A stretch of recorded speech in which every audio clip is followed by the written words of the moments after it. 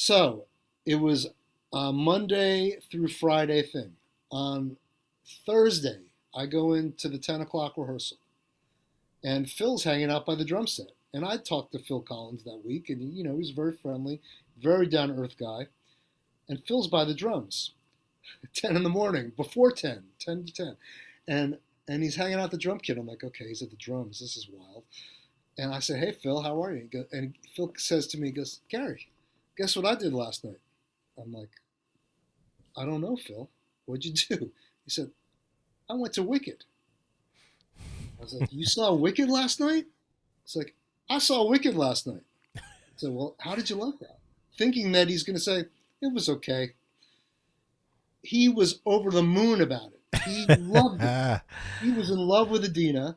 He loved the band. He said, you sounded incredible. I was like, well, man, Phil, really, thank you.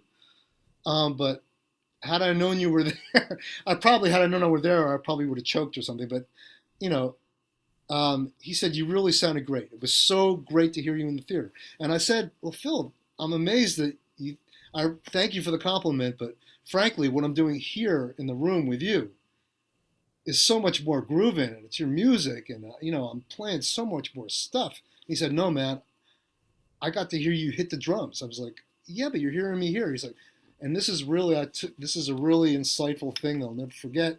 He said, Gary, here you're playing on electronic pads. I have no idea what you sound like. And I was like, yeah, but I'm playing my heart out. He's like, no. I have no idea how you sound on the drums. He wasn't impressed really with what I was doing, even though I was working so hard to impress him, playing all that stuff, in real time, drums and percussion. What he was impressed with was how the orchestra sounded and how the show landed and how it sounded in the house to him. Anyway, I was amazed. I was like, wow, he heard me play. Okay. Weeks go by, the 29-hour thing stops. And we're like, what's next for Tarzan? Well, the next thing I hear is that they're going to do another workshop, but they don't know who's going to play drums. I'm like, oh man, I'm in trouble. And at the same time, Moving Out, the Billy Joel show, remember that show? Yep. Right? Was playing at the Richard Rodgers Theater, and the drummer whose name I can never remember, who's Billy Joel's drummer now, amazing drummer, Chuck Berge. Yeah. Yes. Yes. Chuck Berge was playing drums, and Chuck Berge was freaking out because Moving Out got its closing notice, and he loved having a Broadway show. And Chuck Berge, he was like, we're closing? Well, what's coming in?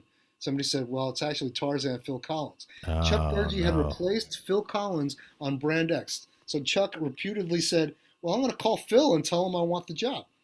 So, not to pat myself on the back, but here's how this went down. I'm not kidding you. So this workshop at Tarzan's plan, I hear Chuck wants a job. I'm like, well, that's it. I'm done. And Paul Boguet said, well, I don't know. It's not over yet. And Phil Collins told them, said, look, I never heard Chuck play in a theater.